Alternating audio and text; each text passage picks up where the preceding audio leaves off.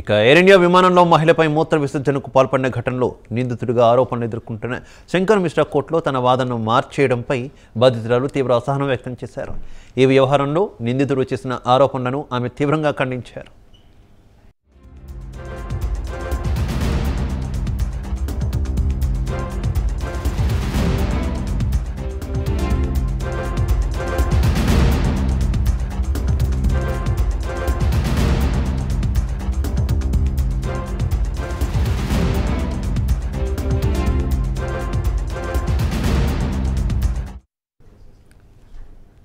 తాను ఎలాంటి నేరానికి పాల్పడలేదని, బహుశా ఆ మహిళే మూత్ర విసర్జన చేసుకుని ఉంటుందని నిందితుడు శంకర్ మిశ్రా నిన్న కోర్టుకు వెల్లడించడంతో ఈ వ్యవహారం కీలక మలుపు తిరిగిన విషయం తెలిసిందే. దీనిపై తాజాగా బాధితురాలు స్పందించారు.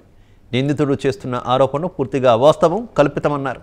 ఆ వ్యక్తి తన బెయిల్ దరఖాస్తులో పేర్కొన్న విషయాలు, కోర్టులో చేసిన వ్యాఖ్యలు పూర్తి భిన్నంగా ఉన్నాయి. నేను అనుభవించిన ఇలాంటి భయానక అనుభవం మరొకరికి ఎదురవ్వకుండా సంస్థాగత మార్పులు చేపడతారనే ఉద్దేశంతోనే నేను ఈ ఫిర్యాదు చేశాను.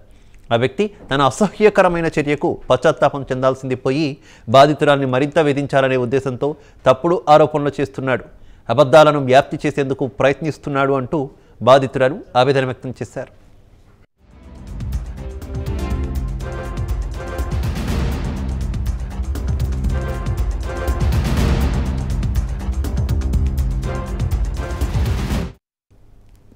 గతేడాది నవంబర్ 26న న్యూయార్క్ నుంచి ఢిల్లీ వచ్చిన ఎయిర్ ఇండియా విమానంలో చోటు చేసుకున్న ఈ ఘటన తీవ్ర దుమారం రేపే విషయం తెలిసిందే. ఈ వ్యవహారంలో గత వారం శంకర్ మిశ్రాను ఢిల్లీ పోలీసులు బెంగళూరులో అరెస్ట్ చేశారు. అయితే అతన్ని పోలీస్ కస్టడీకి మెట్రోపాలిటన్ మెజిస్ట్రేట్ నిరాకరించడంతో పోలీసులు సెషన్స్ కోర్టులో అప్పీల్ చేశారు. ఈ అప్పీల్పై కోర్టు నోటీసులు జారీ చేయగా నిందితుడు తన సమాధానాన్ని న్యాయస్థానానికి సమర్పించాడు.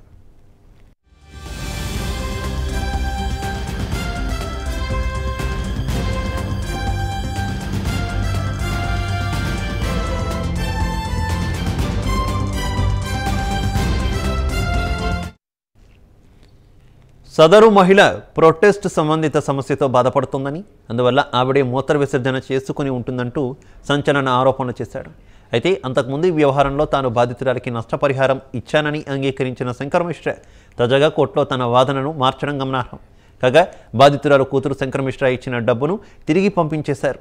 అతడిపై ఎయిర్ ఇండియా చీఫ్ చంద్రశేఖరన్కు ఫిర్యాదు చేయడంతో వాస్తవాలు ఒక్కొక్కటి వెలుగు చూస్తున్నాయి.